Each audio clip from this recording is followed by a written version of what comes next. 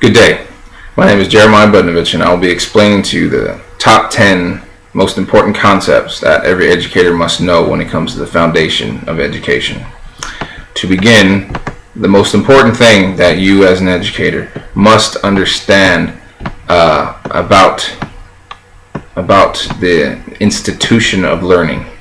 The most important factor are the students. Without the students, there's no reason for us to be teachers, and forgive the sloppiness. But it's all about the students. In our textbook in chapter 4, it talks about the changing, apparent changing of today's youth.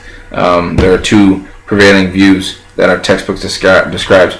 View 1 says that today's youth are overindulged, undersupervised, self-centered, and out of control. To a point, yes. It also acknowledges that many come from dysfunctional families and familiar with crimes, drugs, and violence. Yes. Without proper influence at home, without accountability in the house, how can we expect students to have accountability for their actions at school? Some kids just do not fear authority figures. It affects learning. If they don't have to concentrate, if they don't have to do anything they don't feel they want to do, how are we as educators to force them? It starts at home. Life starts at home.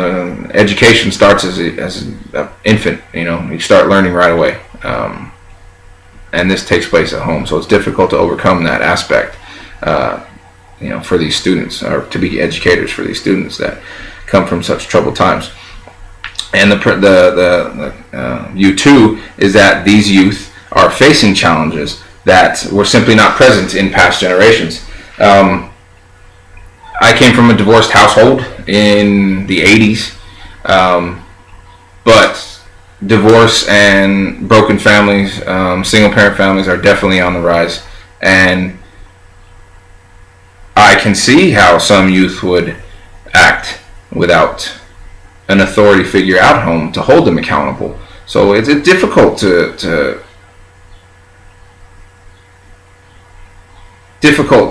understand kids nowadays, but that empathy has to be there. It has to be. They have to believe. The students have to believe that you care. And as an educator, as a teacher, I believe I do. As a college football coach, I see this same thing.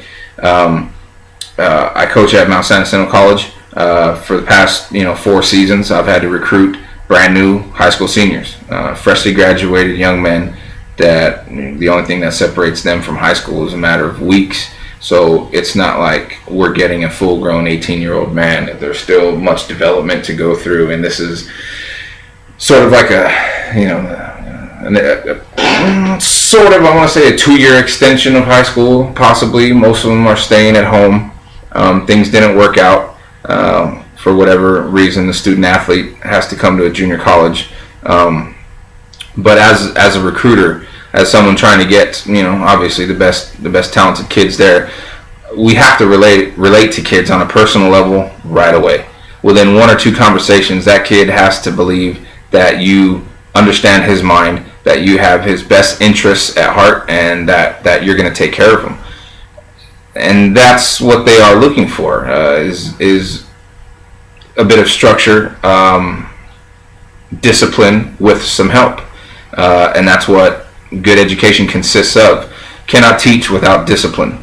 And it's a vital aspect that some kids, they really need, that they're just not getting at home. So that was number 1. Second most important issue, besides the students, is now addressing issues within yourself and becoming a professional educator. Understanding that being a teacher is a lifelong pursuit. Being a pro at what you do. Being a pro. Preparation is a lifelong process, as was discussed in the textbook in chapter 2. There are several professional development phases. Phase one is the pre-training, where you're getting most of your preconceptions about teaching from your own personal experience and family and friends and what have you. Number two is the formal preparation phase, which we are in right now, getting ready to get credentialed and get classrooms of our own. Third would be the introductory years, when you are hired on as a teacher and thrown into the fire. Feast or famine, sink or swim, but you're learning right away. And then four is your continuing growth. Again, preparation is a lifelong process. Times are going to change. Education's going to change. So we talk about reform, we'll get into all that. But as the Marine Corps said, semper gumby. Always be flexible. Always be ready to try different things. Which gets us into point number three. Changing education. A changing education. We are in the midst of change. We are in the midst of change. And let's write the mathematical symbol for change. Changing education. So we'll write changing ed. Forgive the sloppiness. I'm trying to do this one-handed with a mouse. Teaching is a complex field. Getting kids to understand what you want them to understand in today's day and age, when they're so distracted with so much else, takes a lot of mental discipline on the teacher's part. Complexity of teaching. The features of that are multidimensionality. Basically, not being like the teacher on Ferris Bueller, like Ben Stein in that movie. Be versatile. Kids get bored. Students get bored with one thing. You got to change things up. Simultaneity. Being able to deal with 2 things, 3 things, 4 things all at the same time. Instant decisions, and you learn what are good decisions or what are bad decisions right away. Just maintaining control. Factor number 1, maintaining control with so much going on. Immediacy, dealing with things right now. Better not to delay when it comes to dealing with any issues. Just get it done, get it over with, because you'll forget things. If you try to put them off till later, I'll remember that, I'll get to that later. When with so much going on, you need to deal with things right away. Being unpredictable to your class. Think students like it when they come in not knowing what's going to happen during the day. Change is good. Change is good when it comes to education. Different way. Everyone learns differently. Some people learn better in groups. Some people learn better individually. But being unpredictable, changing things up, will help you have a well-rounded class.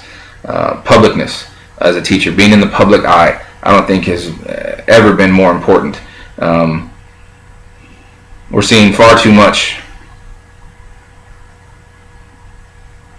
inappropriate relationships between teacher and student, which can affect parents' attitudes towards the institution and who they hire, and being in the public eye, getting yourself out there, meeting the parents, being involved with school activities. It's all important for a teacher. Be out there, be exposed, let people in and show them you got nothing to hide. You got to be comfortable with all that. Being a teacher, you got to be comfortable standing in front of people, dealing with people. History is also a complex situation, because that's your own individual experience with your class. I did my student observations towards the end of the year, when there was obvious chemistry between student and teacher. They understood each other. The students knew exactly what the teacher wanted, and it was impressive to see a class at the end. But that's the history that you build up. Also, with this change in education, you're having to deal with things that were not so in the past. As far as developmentally disabled students, both mentally and physically, it was previous that they would be separated into specialized classrooms with specialized education teachers for developmentally disabled. But new laws, things always changing. They're trying to mainstream developmentally disabled students to put them in the least restrictive learning environment possible to promote learning, which I agree with. It definitely adds a dimension of difficulty and uniqueness to the class, as that's a very different personality than what's generally there. So, and dealing with multicultural classrooms here in Southern California, we know all about diversity, and that all gets included with the complexities of teaching. So again, 3, changing education. Moving on to number 4, important concept, philosophical perspectives. Philosophy. What is your philosophy? Philosophical perspectives represents clusters of values and attitudes that use to evaluate alternative action options and decide which are preferred. Difficult sentence to say. Weighing the alternatives, asking why things are. Philosophy explains your responses to educational questions, such as, what is the purpose of education? How should I treat students? What knowledge is of most worth? Who should decide what is worth knowing? What should be included in the curriculum? And what is the role of the teacher? These are questions that you can answer within yourself. These are important questions. What is the purpose of education? Well, again, philosophically, I believe that we have the freedom to choose whatever path, whatever destiny, whatever employment, career, whatever you want to call it. We have this freedom to choose. There's nothing pressing us into one particular way of action. That's good to a point until something needs to be decided. Picking a path in life is getting longer. I said earlier, 30 is the new 18, because you just don't know what direction to go coming out of school, coming out of high school with your education. It's a difficult question to ask because, again, it's unique to each individual. Trying to train 30 different individuals for 30 different things is an impossible task for a teacher. So you have to answer that question yourself. What do you feel the purpose of education is? There are many different answers. Is it preparing one for university studies? Is it preparing one for vocational career right away? It's what path are you going to take? And without a path as a country, education has no path. It's teach what we feel is important to know. Even though when you move on, who knows what you're going to do? There's no set direction, so there's no set education. Without a path, it's very difficult to get going on a journey. So these are questions philosophically that you need to understand and address, and know that there's a lot of school reform going on with education. Education's constantly changing. You're never gonna. No one's ever gonna agree, even on textbooks. What is the best textbook to go with for a particular class. So always trying to change things. Always trying to reform the program. Again, forgive the penmanship. Okay. Proposals for school reform is addressed in Chapter 3. Education is always trying to move forward. The No Child Act of 2001 is trying to make sure every child moves forward, that no child is left behind, that through standardized testing we're ensuring that every student understands a certain base of knowledge that some think tank thought they should know. Alternatively, there have been other programs that have tried to inspire new ways of learning, such as charter schools, which are free of certain school reform, or free of certain regulations that would limit learning. It's a way to promote creativity in learning, holding them to, not making them enforce the rules, hopefully to promote creativity. It was experimental, and the numbers aren't coming back too good right now, as it says in our textbook in chapter 3. Nothing's been proven that charter schools work. Magnet schools, they have a theme for which they are known, such as the sciences or performing arts. These are alternative schools, specialized schools. The school choice. If your local school fails to pass the certain standardized tests, meet certain requirements, you as a parent have the option to take your school, which did pass them, at the expense of the school that you were, your student failed at, or the school failed to meet certain requirements. I believe this is a good idea. There are not, some bad teachers out there. Not every school is the same. So yeah, being able to choose, freedom to choose is good. Just a smorgasbord is a bit overwhelming. We have full service schools, which are becoming more popular, and they attempt to bring all human support activities under one roof. There are many professions that seek to improve standard of living, life, such as teachers, and it's different elements of the human support activities that are collaborating to make information more readily available, is the best way I can put it. But again, school reform is always going to change. They're always looking to improve things. It'll never be stagnant. It should never be stagnant. The world is changing. Education needs to change. Speaking of the world changing, we get into number 6. We get into diversity.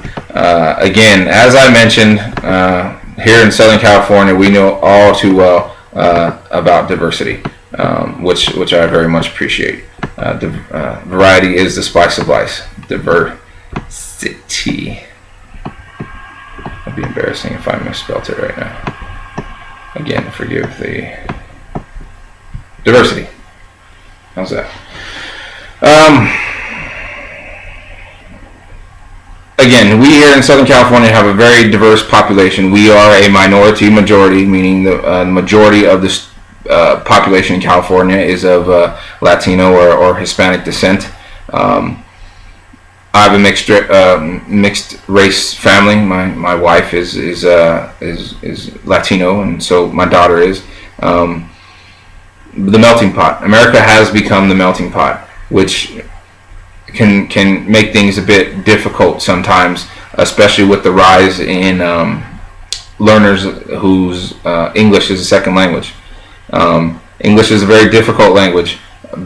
Lots of different ways to say one thing, whereas some languages there is only one way to say things, and so English, it makes things complex. I heard from a lot of teachers during my student observations that standardized testing was not fair because of English as a second language speakers. It was just not. It was not easy for them. Not very fair for them. I go back and forth on that issue. But a multicultural education will promote equity amongst all learners.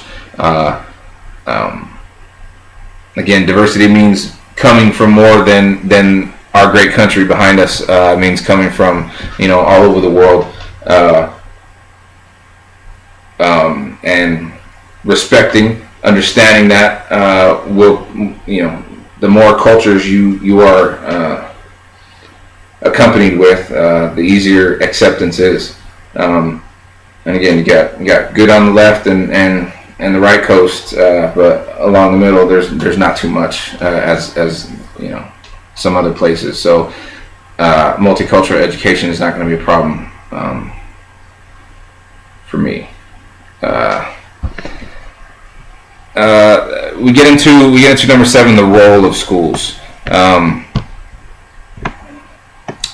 Schools were once everything. You couldn't get a good job if you didn't come from the right school. The role of school. Again, education is viewed as the most important institution in industrialized societies linked to the social, economic, and political development of a nation. Makes sense? The smarter you are, the more you'll advance as a nation. Very proud of our country. Industrialized societies, that's an old word in itself. When I think the Industrial Revolution, I'm thinking early 20th century America. We've globalized, definitely.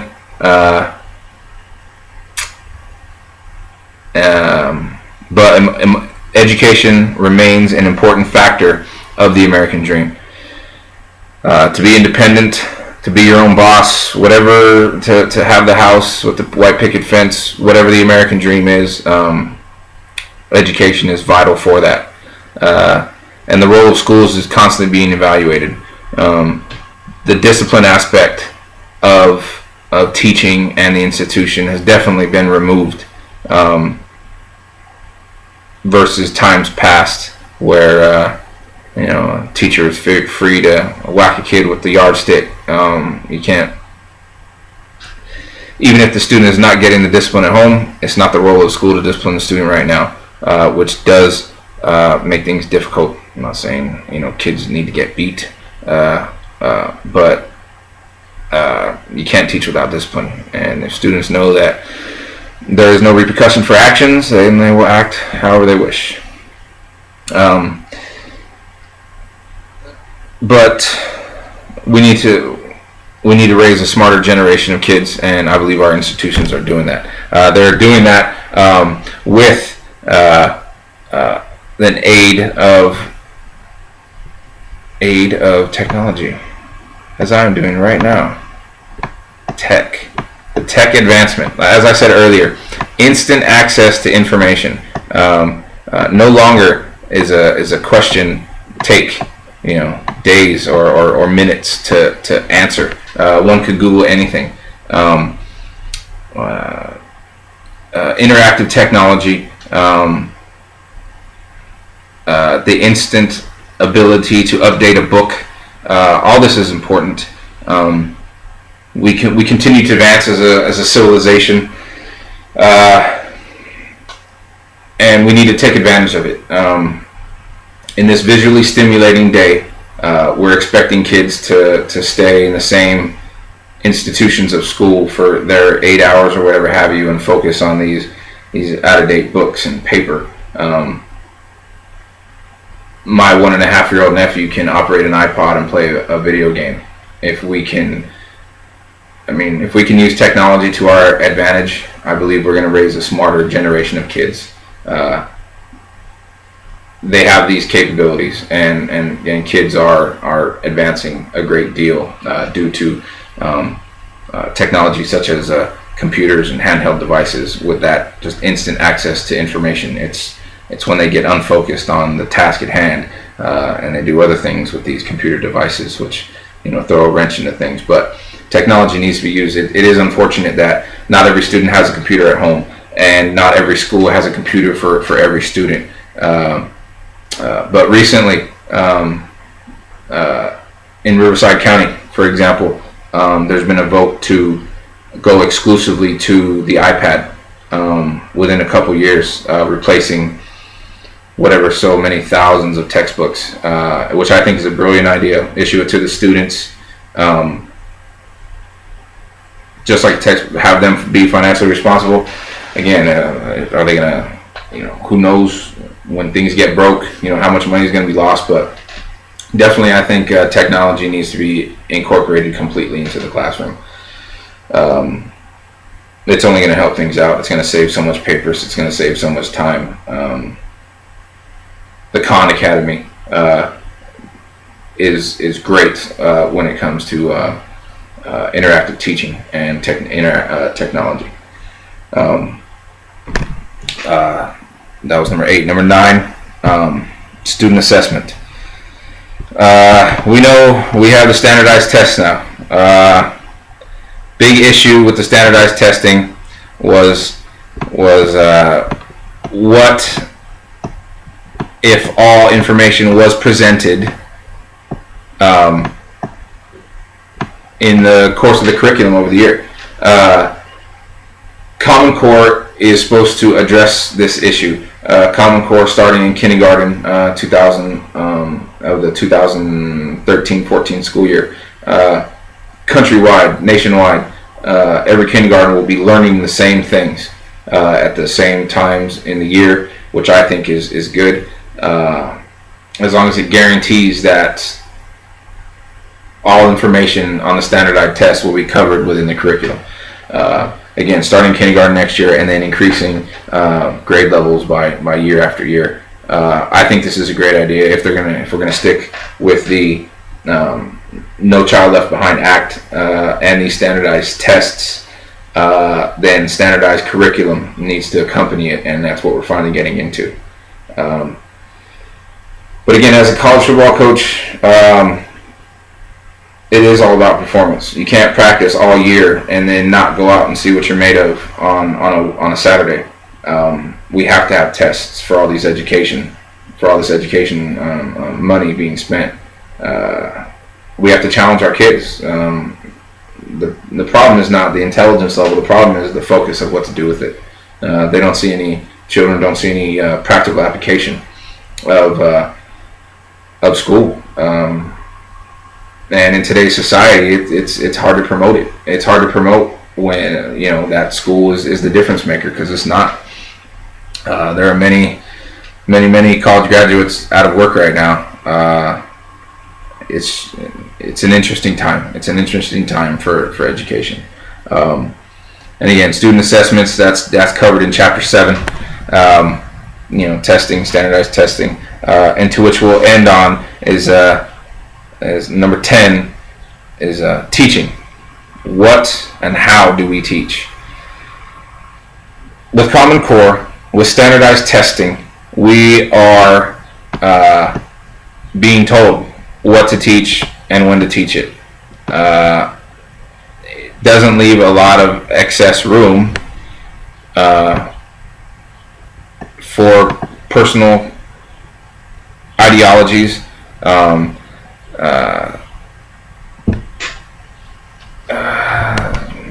Chapter 6. We're in Chapter 6. What information is important for kids to know? Example. I worked on the railroad as a train conductor. I was constantly doing algebra, figuring out when we were going to arrive, the speed we were going versus how many miles we had to go, and I was constantly doing algebra.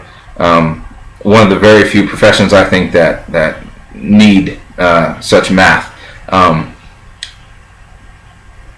But yeah, what information needs to be taught and how it needs to be delivered. That's difficult to say. It's difficult to say, and that's what you as an educator need to decide on your educating future. What do you feel is important? If you stick in this field long enough to make a difference, what are your ideas? How do you think you can improve things 30 years from now? What information is going to be relevant? I would like to think a lot more is important than what it is now. I feel we've gotten a little bit stagnant as a society, as a culture, and it's a focus of where we need to go now that will lead education in the direction it needs to go. Number 10, teaching. What and how. That's ever changing, just like society, and those are questions that we are going to, as new educators, are going to be addressing in the future and as information changes. But these are 10 important foundations that you must understand, that you must acknowledge, you must integrate into your teaching careers to be successful. I wish you luck. I wish myself luck, and thank you.